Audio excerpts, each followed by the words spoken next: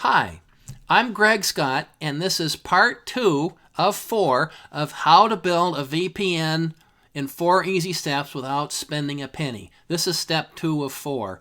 In step 1 that we just did, we installed the base operating system. We installed Red Hat Fedora onto a virtual machine. So right now I have a virtual machine that can interact with the world, and it's updated and it's ready to install OpenVPN. Here in step 2, we're going to install the OpenVPN software, and we're going to configure authentication on it. That's step 2. So let's get to it. Nobody needs to look at my ugly bald head with my glasses that are my cheater glasses that are bent.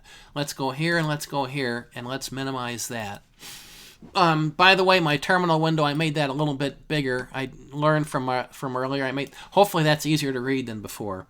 And I set this up to be empty. Now, first thing we're going to do is let's install OpenVPN and another component called EasyRSA. Do that, and you can see there's some stuff on my window here. I did an earlier version of this video and I screwed it up, so I wiped everything and made it vanilla again. So let's do our installation. So we're going to install EasyRSA. We're going to install OpenVPN. EasyRSA is a package to help with TLS authentication and build certificates and digital certificates and things like that. So we're going to take care of that, and then I'll show you. First of all, let's install the software we need to install, and boom, it's installed. Okay, next thing we need to do, and this is where I messed up on the last video, we need to do these commands right here. EasyRSA has a few scripts and some other files. We need our own copy. OpenVPN wants its own copy of that stuff, and so we're going to make our own copy of it, and this is how we do it. We copy stuff from the EasyRSA directory. We make a directory called EasyRSA. We copy the stuff from where it installs to where we want it to be, and then we're going to use the copies of all that stuff to do our work. So let's set that up. Let's make the copies of what we need to make right here. Let's copy that and let's paste it in. Simple enough. So now we do ls/etc/openvpn, and you can see we have a directory called EasyRSA. Let's go deep into it, and EasyRSA has a few files, including some. Well, just you can see what's there. Pardon me for my asthma cough. It's not COVID-19, it's asthma. I've had it since the 70s. We need to do some authentication theory. Now, I have a presentation that goes into this extensively. I'll show you a link to that in just a second. But the theory goes like this. Alice wants to talk to Bob across the internet, and Bob wants to talk to Alice across the internet. But Alice needs to make sure that Bob really is Bob, and Bob needs to make sure that Alice really is Alice. It's a lot different across the internet than it is when there's two real people in the room. So how does that work? Well, it turns out that Bob trusts Kathy and Alice trusts Kathy. Kathy plays a role called certificate authority. So if both Alice and Bob trust Kathy, and Kathy says that Alice and Bob are okay, well then Alice and Bob can trust each other because they both trust Kathy and Kathy trusts them. It's called transitive trust. How's that for a mouthful? That really is the theory. That's how trust on the internet works. That's the 30-second. There's a whole bunch of technology and detail behind it, but that's how it works. Okay, how does Kathy tell Alice and Bob that each other are trustworthy? The way Kathy does that is with this concept called a digital certificate. Think of a certificate as like a piece of paper, and Kathy signs it, and then Bob has a copy of this piece of paper, so he shows the piece of paper to Alice and says, "See, I really am Bob because I have this piece of paper that says so." That's how kind of the idea. Well, in the digital world, digital signatures are different. Digital signatures take advantage of a technique called asymmetric encryption. Another big mouthful. What it means is you find an encryption algorithm that encrypts with one key and decrypts with a different key. So there's an encryption and decryption key. You declare one public and the other one private. And so now, when Kathy wants to sign a certificate, Kathy signs it with her private key, and she shares the public key with the whole world. Kathy signs her certificate with the private key, and then she sends a clear text copy of her certificate to anybody that wants it, along with a copy of her public key.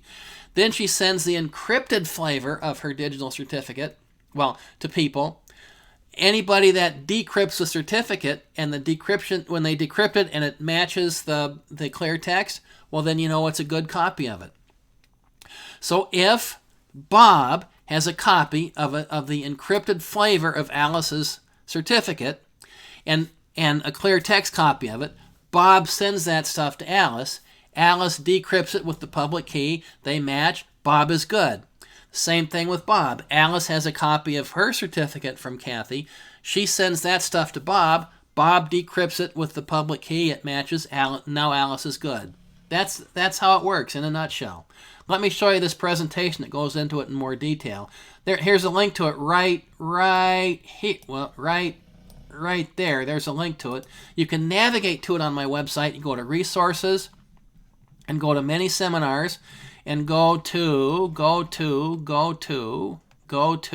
Internet Trust Mini Seminar right there. And there's a whole presentation with all kinds of details about how it works and where the holes are and stuff. All right, let's go back to step 2. How to install Penny. Step 2, let's go back there. That's the theory. Let's do this in practice now. The first thing we need to do is we need to set up a certificate authority. The OpenVPN documentation suggests setting up a certificate authority on a separate system, or at minimum setting it up in a different directory here on the OpenVPN server. That's what we're going to do because we want to keep this simple. We're going to set up the certificate authority stuff we need in a different directory. Here are the steps to do so. We're going to make the directory where it's supposed to be, and that directory might already exist, but we're going to make it just in case. We're going to change our default to it. We're going to run this script to initialize it, and then we're going to build ourselves as a certificate authority. So let's just copy these. Let's just copy that. Boom. Come over here and paste it in. And paste it in. And a new passphrase. Now, keep this passphrase. This passphrase is important. Keep it a secret. This is the keys to the kingdom. Well, in my case, OpenVPN, all lowercase. OpenVPN, all lowercase. You'll choose a passphrase that's better. The common name, let's call this easy. Yeah, we'll just take the defaults for our common name. And there we have it. We have a certificate, and it lives in Etsy OpenVPN PKI.CA.CRT. There's our certificate file. So that file is going to be important because that defines the certificate authority of the whole world. Every client and the server and every client are going to need a copy of that file. So now we have a good certificate authority. Let's I need to show you another presentation about passphrases. I made the passphrase OpenVPN. That's easy to remember and also easy to guess. It's not a very good passphrase, but this is a demo. If I have a presentation about passwords and passphrases, let me show you how to navigate to that. Resources, many seminars, and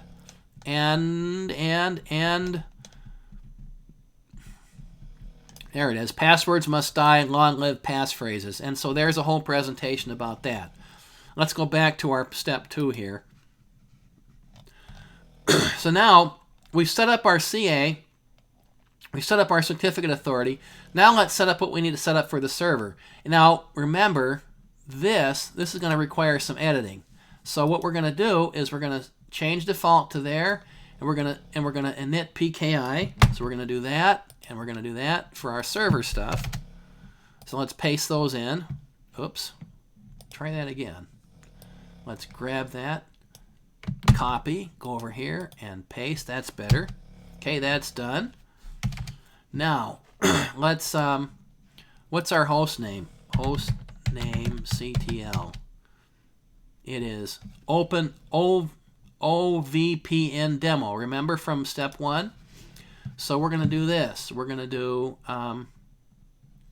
this right here, like that, and grab that. See the no pass on the end right there? So this server certificate won't have a password, and we're going to call it OVPN demo. OVPN demo. Boom. And common name is OP. Yep, that's good enough. And we have a certificate request. Now we're going to send that certificate request to the certificate authority, and we're going to do that like this. CD to Etsy OpenVPN CA and grab a hold of that. Except we don't want to do that. We want to do that. We're going to do these one at a time because the server name is going to change, right? We're going to do this. We're going to do this without the enter. And import request, blah, blah, blah, right there. It's not, it's that, it's OVPN demo. And it's OVPN demo. Does that look good to you? I think that looks workable to me. Let's import it and ba-boom. Quest has been successfully imported. Now we can sign it. So we're going to sign it. So we're going to come down here, and we're going to go to our certificate authority, and we're going to ask our certificate authority to sign it. Except we're going to only copy that much of it. That and OVPN demo. And now we have a signed certificate. Okay. Oh, and we should have also verified the request. So let's do that. We have a signed certificate, but let me show you how to verify the request. I forgot to do that before. So let's verify that the request is there. OVPN demo, and sure enough, there's a request. So we verify the request. That's just read only, and then we sign it. I just did the wrong order. I signed it first and verified it later. I told you I was going to make a mistake, didn't I? Now, let's put these certificates where they belong for the config file that we're going to build later to pick them up. So the way to do that is we're going to grab this line right here, but I have to edit. I have to do some editing. Copy and edit, and you'll have to do editing on yours too when you build yours. OVPN demo, and we're going to copy that to Etsy OpenVPN server PKI because it's a server certificate. Do that. Oh, that's irritating.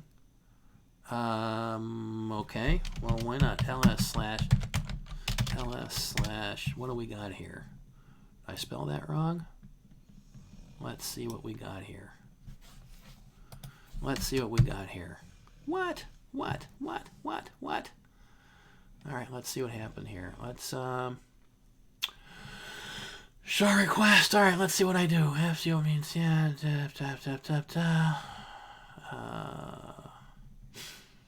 Import request. Yep, we imported the request, and then I signed it. Show request. Show. Key parent request completed. Your files are Etsy OpenVPN. Yeah, Etsy OpenVPN private. Oh, yep. I never signed it, did I? CD Etsy OpenVPN CA OpenVPN EasyRSA. I imported it. I built the request, which built the key. I imported it. This is where we learn. I imported it, and then, oh, I'm an idiot. And then I showed it. You got to pay closer attention, Greg. Then I showed it, and that told me about it. I don't think I ever signed it. So let's go back and sign it, shall we? Wouldn't that be nice? Let's go right here. Let's go right here. Let's copy it. Let's come back here. Let's paste it. Da-doop. Find request as a server. And OVPN demo. OVPN demo. Yeah, OVPN demo. And okay. You're about to sign the following certificate. Confirm request detail. Yeah, I forgot to do this before. That's why it messed up. Confirm request details. Yes. You have to type yes because we're going to really do it. And remember the certificate authority, OpenVPN. If I'm going to use that CA key, now I have a signed certificate. And that looks better. That looks better. See, now I have a signed certificate. So let's go back and put the copies where we want them to be. So let's do that. Copy that, paste that, and that has to turn into OVPN demo. Boom. And we got to do this right here, like that, like that, like that. And that just stays as is. Okay. Now the server can talk to the certificate authority. The server has a certificate from the certificate authority, which is itself. So there's two copies on the same system. The other thing we need to do is generate DiffieHellman parameters. DiffieHellman is a really cool algorithm. You can freak out your friends at a cocktail party by doing DiffieHellman. Two people in public can exchange a couple messages and come up with a common number, and no one else will be able to know what that number is. It's a really cool thing. This is a way that different systems exchange session keys. So we need to go through this DiffieHellman exercise, and so let's just do that and build our DiffieHellman parameters. Copy that and do that and paste that. And that's not going to really take a long time. It should go quicker. It should go quicker. Last time when I did it for a test, it went quicker. I might need to get some entropy going here, maybe. Let's see. Let's make another window into here, just so we can get some kind of entropy going. Duplicate session. Root. Get a little bit.